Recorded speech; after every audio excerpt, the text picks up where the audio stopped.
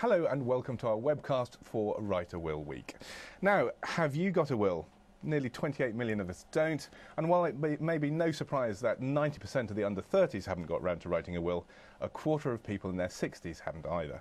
And the most common reason? Well, just not getting round to it yet.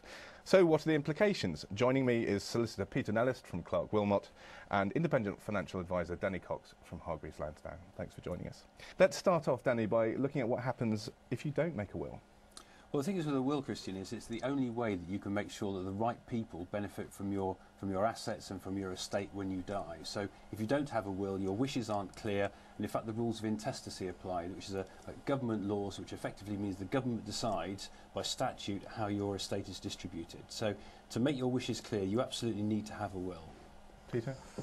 I think with a will, think the three C's: costs, control and certainty, and that steers you in the right direction as to why you ought to put one in place.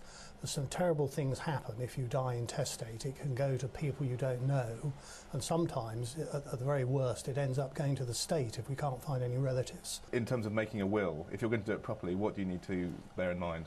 Well, you need to bear in mind, I mean, Peter will be able to talk more about mental capacity, but you need to make sure you're of sound mind, that your wishes are very, very clear.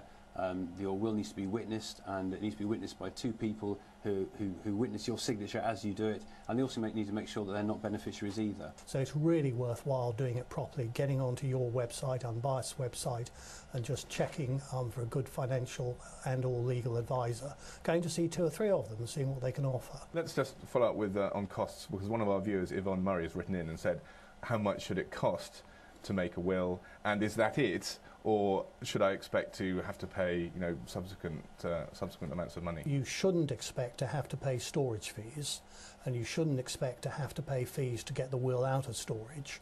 As to how much to make a will, it could be anywhere from £100, and the good thing with most professional advisors is they'll tell you beforehand exactly how much it's going to cost in writing before you're committed. Okay, excellent. Now, the research has shown that I think 2/3 of families with children under 18 haven't written a will. Danny, when should you write a will?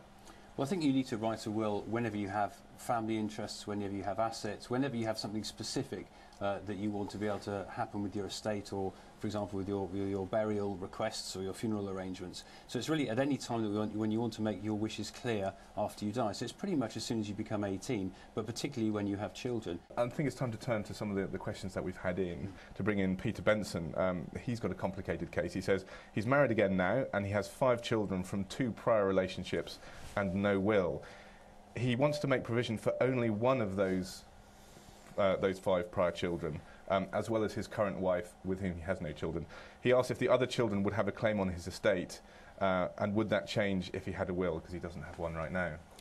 Well, from the facts you've given me, I can't answer that. I'm going to have to give you a typical lawyer's answer, maybe. One of the another important fact to keep in mind is that you have a statutory duty to make reasonable provision for dependents under a 1975 Act of Parliament. So you need to talk the details of the circumstances through with a specialist to see if there is an obligation there. One more thing about children before you move on to other things. G. Richards has an autistic son requiring intensive support. The son lives in a home providing care, and the son receives full state benefits, and he has an unmarried daughter. He's concerned that if he were to die, his son would lose entitlement to benefits if the assets were split 50-50. How can he make sure that the will only gives him money for extra expenses like holidays, and the son does not lose benefits? The daughter would get more than him, so would the carers for the son be able to challenge the will?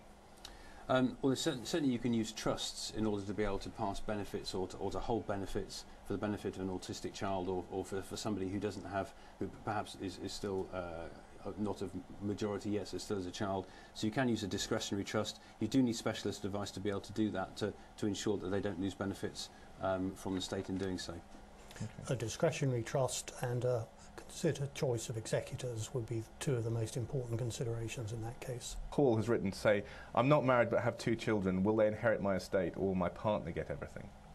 Well, the short answer is that the partner will get nothing. Unless it's written very specifically in a will, the partner has no legal entitlement whatsoever unless there are jointly held assets. So, yes, the children might get something, or they might get all of the estate, but the key issue here is there needs to be a will to make sure that exactly the right people benefit from his estate, whether it's his partner, his children, or both. Otherwise, the partner there is forced to make a claim under the 75 Act for reasonable provision. Now, here's a knotty one for you. S. Berg has written, he said, "How can I stop my elderly grandfather losing his money on the stock market? He claims to have lost £300,000 last year. That's my inheritance. So, yes, that makes me selfish, but he's just wasting money dealing with these so-called advisors. Surely there can be some way we can stop this." If he's got full capacity, and that's probably a major issue if he's an elderly grandfather, I don't think there is. You can put your money out to Las Vegas if you're fully compos mentis. It sounds to me like he really needs some financial advice rather than playing the market. It does. It does sound like he needs some financial advice, and I think this is where he could perhaps get involved with his grandfather's affairs, see exactly what his grandfather is doing, where the money is invested, and perhaps get a second opinion. Look for another independent financial advisor from the unbiased site and check to see exactly what advice he is getting at this time.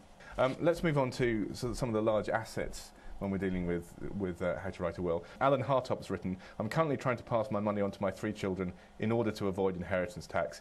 Could you tell me exactly how this works? I'm aware I have to stay alive for 7 years, but I'm concerned that as a chronic chain smoker, I might not make it." Right. Well, there's a couple of ways that you can pass money on without inheritance tax consequences. There are exempt gifts that you can make. So you can give an annual exemption of £3,000 a year from capital with no inheritance tax consequences whatsoever. On top of that, you can also make gifts from surplus income, effectively income that you're not spending on your normal day-to-day living. You can give away without any inheritance tax consequences. Once you go past that, any gifts that you make beyond perhaps those gifts you make on marriage, they will all be subject to inheritance tax or some form of inheritance tax if you die within 7 years of making that gift. But that assumes that your estate, again, is worth more than the nil rate band, worth more than currently £325,000. Let's move on to some of the procedural issues now. About how to make a legal will. There's a story in the papers recently that Father Ignatius Brown has read. Just to bring you up to speed, it was Beatrice Southwell who wrote a new will with the help of some Help the Aged advisors who witnessed this will. And in it, she gave the bulk of her £350,000 estate to that charity in the place of long-standing friends who'd originally benefited from the previous will. They challenged and lost. Father Brown has said, how can this new will be made without 2 truly independent witnesses? Are they no longer required? If one person can sit down with another and advise them to make a will that benefits their employer, how is this not leaving the door open to massive fraud and coercion? Let me start with you on this one, Peter. Thank you very much. Well, there's several issues coming to mind. One is the formal rules, and there's a bit of a loophole there, isn't there, from what you've been saying. Capacity is another issue, undue influence is another issue. So again, if all of this had been done before a decent advisor, a good professional advisor, and they'd taken all the steps, it would have been a lot clearer. Certainly at that stage, you'd want to consider the previous will and say to the person making the will, hang on a minute, why are you cutting these people out now? There may be a very good reason, but nice to have it documented. What should you do if you have a will, and what's the right way, the foolproof way of going about making the right will? Well, in terms of making the right will, you need to make sure that you have mental capacity, as we've talked about. Your wishes need to be very, very clear, so you need to be able to list the types of assets that you want to pass on, specific heirlooms, etc. You want to make sure that the beneficiaries are very clear. So normally we would recommend that, apart from sort of specific items, that you list the legacies in terms of a percentage of estate rather than a monetary value.